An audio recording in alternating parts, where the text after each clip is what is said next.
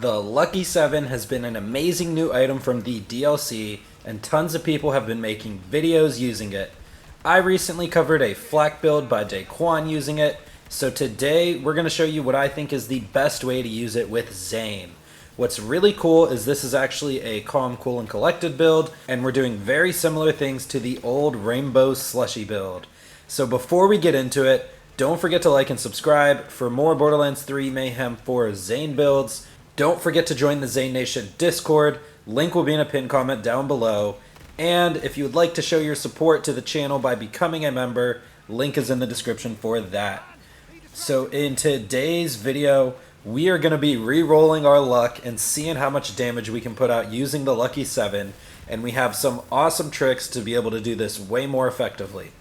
So the first thing we should go over is the specific Lucky 7 you're going to be looking for. You're looking for the anointment to reload on Digiclone swap. So what's cool is we don't actually need any terror ammo regen because of this anointment, and we might actually be getting more damage with this setup anyways. So basically, because we're using this anointment to reload, we actually want to avoid the auto fire roll on the Lucky 7. The main two modifiers we're looking for is auto crit and the 7. These two modifiers not only add the most damage possible on this gun, but they also add some really cool synergy with Zane's skills. What's also cool with this setup is it's actually not that bad to get the shock augment. We will still be able to kill stormchuckers with this setup. So for our shield and our grenade, the grenade actually doesn't matter at all. I'm not using any grenade skills, but you're basically just looking for elements on action skill end. You most likely will want to find one in corrosive since we're running the takedown. It'll help with all those bosses, the Kraken, Valkyrie, and Wotan. And for the shield, I highly suggest using the Band of Sidorak. We basically just want an extremely fast recharging shield anointed with another element on action skill end. If you don't have a Band of Sidorak, there are some other quick recharge shields. Like the red suit even has a very fast recharge delay and rate. Just find something that stays full very easily on its own. So that way we don't have to worry about our shield for calm, cool, and collected. We're basically going to be cycling through action skill end elements using our clone, just like the Rainbow Slushy build used to. So like I said, even if you roll the shock on the Lucky 7, we'll still be able to kill stormchuckers because of our action skill end elements. And we'll still be able to do damage to enemies that resist shock. So finally, real quick, just for the class mod and the artifact, we're running the Seeing Dead class mod. It's just the best class mod for Zane. You'll always have Salvation active, etc.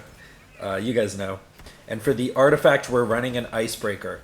So the auto crit on the Lucky 7 is going to be insane with Brain Freeze, and the Icebreaker is just going to help us kill enemies even faster.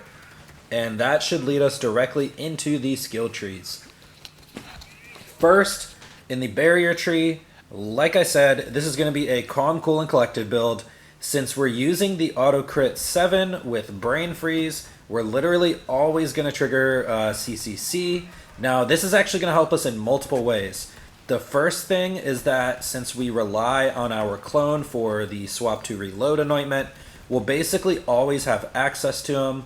If he dies, we can get instant cooldowns refreshed and just bring him back up to reload. So not only that, but we can actually cycle through action skill end elements for insane bonus damage. Now, the rest of the skill tree is basically standard for a calm, cool, and collected build, so just copy it exactly. Onto the drone tree, we just wanted to get to Death Follows Close. Salvation is the most important skill in here. It'll always be active, and since we're doing so much damage, our health will always be full. And finally, in the clone tree, basically we wanted to get to Doppelbanger. This allows us to basically have control over our clone, which is insanely important for our strategy. Besides that, I highly suggest picking Prey Munitus. This helps just keep your mag full. You don't want to accidentally reload. And besides that, Synchronicity, Donnybrook, and a couple points in Borrowed Time just to smooth our strategy out a little bit. So that's it for the skill trees. Now the very first thing I want to talk about is how to re-roll the Lucky 7. Now, there is a method that was basically made popular by Daquan. A subscriber of his showed him how to do this. Basically, what you want to do is shoot one bullet out of your pistol, then click your reload button and spam swap out of your Lucky 7 and back into your Lucky 7. Basically, what this will do is it'll flash the icons up on the screen, and you can basically roll through this very fast so you can get the modifiers you want really quickly. Now, what I noticed is if you reload, wait for like half a second, and then spam swap, the icons will actually linger on your screen a little bit longer. I used to just spam all three at once, and for some reason the icons wouldn't linger. So do this how I'm telling you, just kind of mess around with it. If you're looking in the clip that I should be playing right now, you notice that my icons are actually lingering for that extra second, and it's really easy to see them. And it's just much easier. So the playstyle of this build is pretty simple. You're basically just running Calm, Cool, and Collected with a super powered up Maggie. Swap with your clone almost any chance you get. You don't want your pistol to get low. There's a chance your clone could die, and then you'll just have to kind of run around until he comes back.